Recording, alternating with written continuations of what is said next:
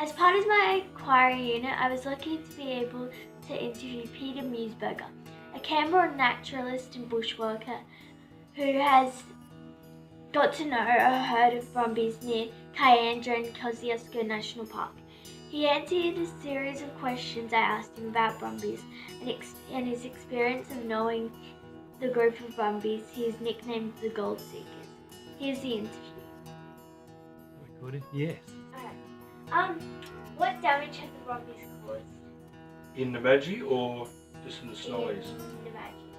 Well, over many years ago, I think they were causing some tracks and some slight damage around some creeks or sensitive areas. There used to be Brumbies in the Madgy many years ago, but lately there's virtually none, or the odd Brumbie comes across from the Kosciuszko National Park and may leave some hoof marks in some wet areas and stuff like that, but at the moment in the Madgy there's virtually nothing.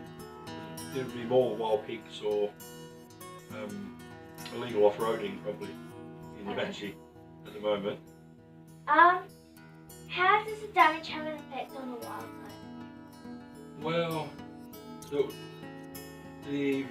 maybe the cobbery frogs may be in an area that could drain if there's a lot of Brumbies going in a sphagnum bog that had cobbery frogs, but I don't think it has really any effect on much of the wildlife. It's more just visible damage of hoof marks, and they follow the same track like deer and everything. Because deer leave similar tracks but narrower, and they've got smaller hooves, but it's more visible damage than anything for the wildlife. Most of the marsupials are all self-sufficient. The Brumbies don't have any effect on them. Our bird life wouldn't do, and most of the lizards and snakes have never bothered, so it's mostly just what you see is not really so much the wildlife. What I see, but more wild dogs and feral cats would have a lot bigger effect on our wildlife. Okay. Why were the Brumbies introduced? Well, the story goes in my books, a guy let two horses go many years ago down the Snowy River National Park, Falls National Park, and his last name was Brumbie. Maybe he couldn't feed them, maybe he had too many, or don't know what happened in his private life, but he was a high country cattleman, and some 2 or 3 of his horses had either been let go or got away out of his control. And many years later, this is back in about the 1850s, people would see a mob of horses way up in the mountains down towards Victoria border, and they'd go, oh, that would be Brumbies, because his last name was Brumbie. So that's how they first were introduced, sort of thing. They weren't sort of brought out here and released like deer and rabbits and specifically brought out to release. It was just a coincidence that his last name was Brumbie. That's the story I read. So it sounds pretty plausible, doesn't it? Yeah. And the name stuck. How many different ways are there to manage the Brumbies? What are they? Well, the biggest one that I'm hoping they're going to use is non-lethal, as in maybe putting some salt lick traps and then get the Brumbies into horse floats and things, as people do, like the Nev Barras, the Thredbo Valley, and hopefully rehome a lot of them. Someone young and healthy will live a good life, that'd be dependable, reliable, like human activity and attention, love being combed and brushed and patted and fed, and human contact. So yeah, that's the main one. But sometimes I think they're trying also some sort of supplement or something that can make the stallion or the mares infertile. I'm not sure how that's going.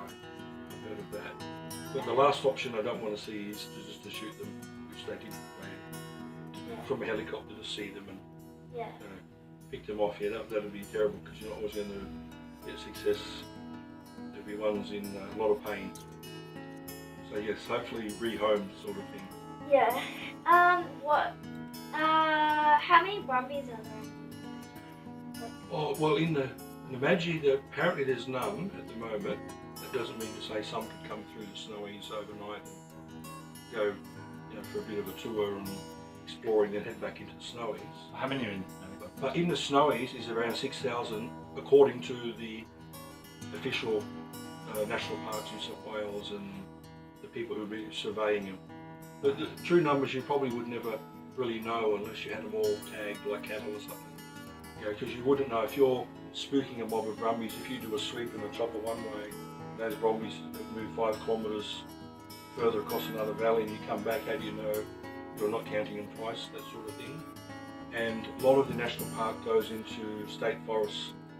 There's Marigold Forest and Bago Forest between Batlow, Tumbarumba to the Kosciuszko Park. Has Brumbies, but they could easily go into the park and be counted and then they could go out of the park. Just like you and I walking into Maggie and walking back to your car and going home, sort of thing. You're in there one day, not the next, yeah. But they say 6,000, but that number's disputed. Could be a lot less, you just don't know.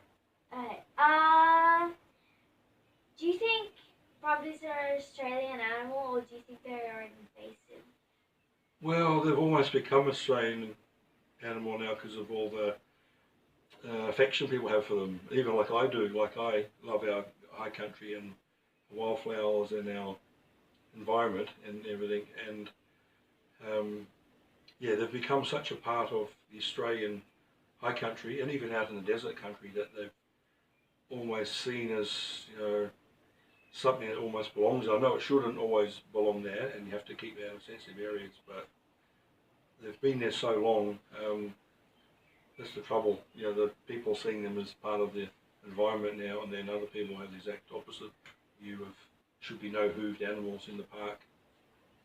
But humans have done a lot of changes in the park as well, you know, of all the infrastructure over the last 100 years, or 150 years from mining and building of dams, power lines, roads, ski resorts. Yeah. Okay, how do you classify if an animal is Australian or not? Well, it would be Australian if it's native, but then anything introduced, like rabbits, foxes, rats, cats, deer, pigs, goats, it's all introduced. It wasn't here before colonisation, before 1770s, except the dingoes, which I think come across when the last ice age, when people, or even well before last ice age, when, you know, it was first inhabitants of Aboriginals brought the dingoes or cross dogs, and so they're now classed as Australian anyway, so they've been here, could be 50,000 years with the Aboriginals. What about Brumbies? And the Brumbies, well, because they were brought here with people who were farming, and well, people use them as transport, though, the motorbike and vehicle of the day for pulling ploughs and coaches and everything like that. So they're sort of, they're not native, but there's so many reasons what people, I don't know, have an affection for them. Look at all the movies they've made about them, you know, the Manthey Snow River and stuff. Silver Brumby, Russell Crowe, and yeah, so people have then got them and broke them in and then legally rode them in there. So that's where the issue is. It's not like you're going to go riding a fox or a cat or a deer with a saddle on in the parks, or in your, you know, riding with your mates. That's where the horses are different, because of the human interaction and love of the horses, even if they're wild. Yeah, so that's, even though they're not Australian, they've almost become, because of, it's like folklore, you know. People come from overseas to see the Brumbies. I've seen people from Germany in the high country hoping to see Brumbies. That's the mystique of them. So yeah, there's a lot of people just like me who love to see them, but no, they're not, you know, native as a, you know, like a Tassie devil or something, or a echidna or a wombat. Yeah, that's a hard thing. It's hard to, you can't ever class them as Australian, but they're liked by so many people that that's the hard thing. You know, how do you say, well, we're going to just decimate them, kill them all, and with so many people could find homes to them and have a good life if you were ever to rehome them, yeah. Okay, thank you. That's all. That's it. Doing your things. Looks like a TV interview. You're good. Yeah. You know your stuff. You're good, Audrey. You might be a journalist.